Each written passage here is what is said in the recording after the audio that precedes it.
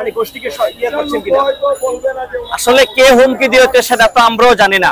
আপনারা জানেন যে আমাদের চুনারঘাট থানার ওসিকে একটি সন্ত্রাসী দল বলে যে ব্যারিস্টার সুমন ভাইকে খুন করার জন্য 4-5 জনের একটি টিম মাঠে নেমেছে এবং তারই ধারাবাহিকতায় শনিবারে একটি জিডি করা হয় এবং আমরা অত্যন্ত দুঃখ বরাবর নিয়ে বলতে হয় শনিবারে আমরা জিডি করেছি, অথচ খবর কিন্তু পাওয়া হয়েছিল আরো 2 দিন আগেই।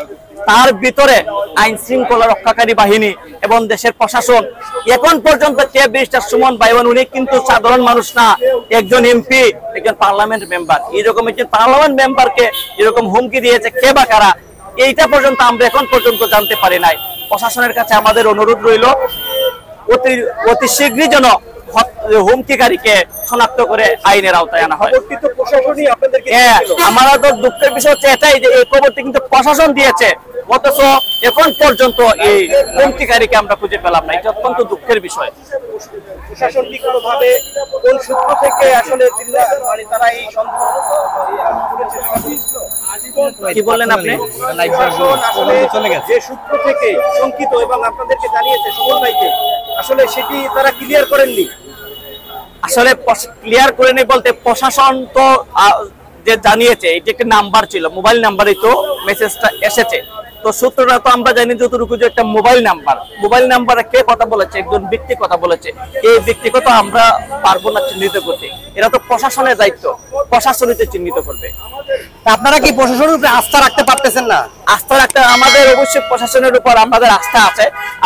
আমরা আশা করি প্রশাসন পারবে এবং অনেকটা আমরা আস্থা থাকার পরেও অনেকটা হতাশ হয়ে যাচ্ছি, কারণ 1-2 দিনের ব্যাপার না, তো অনেক দিন হয়ে গেছে। এখন পর্যন্ত দেখা যাচ্ছে যে কে বা কোথায় থেকে কে হুমকি দিয়েছে আমরা এইটাই এখন পর্যন্ত আমরা জানতে পারি নাই। এটা অত্যন্ত দুঃখের বিষয়।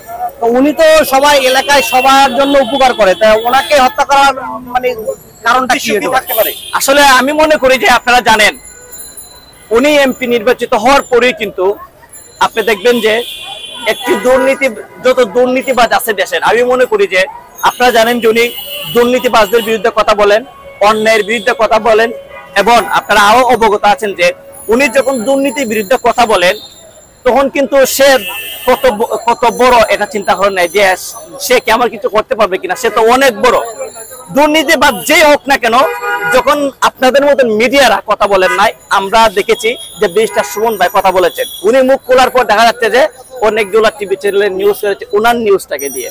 তো আমি মনে করি যে উনি যে দুর্নীতিবাজদের বিরুদ্ধে কথা বলেন, এই দুর্নীতিবাজরাই হয়তো ঐক্যবদ্ধ হয়েছে যে ব্যারিস্টার সুমন ভাই কিন্তু একটি কথা বলেছেন যে আমি নিজে দুর্নীতি করব না এবং কাউকে দুর্নীতি করতেও দিব না। উনি এমপি হওয়ার পর একটা কথা বলেছেন যে আমি নিজে মাল বানাইবো না, কাউকে অবৈধভাবে মাল বানাইতে দিব না।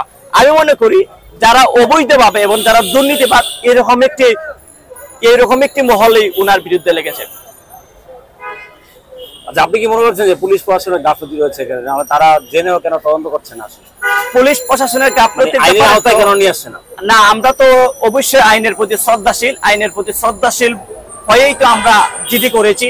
এখন এই জিডি দেখা যাচ্ছে যে এখন পর্যন্ত কোনো কিছু চূড়া হয় না বলেই কিন্তু আমাদের চুনারঘাটে আপনি জানেন যে আজকে কিন্তু একটি বড় ধরনের সমাবেশ ছিল এবং মাধবপুরেও কিন্তু গতকাল একটি বড় মানববন্ধন হয়েছে। এগুলো কিন্তু আমাদের চুনারঘাট মাধবপুরে সাধারণ মানুষ যারা কি ব্যারিস্টার সুমন ভাই ভালোবাসেন, ওনারাই কিন্তু এই আন্দোলনের ডাক দিয়েছে। এই জন্য কিন্তু এই আন্দোলন আমরা আশা করি অতি শীঘ্রই পুলিশ প্রশাসন এর কিছু রাহা। Thank you.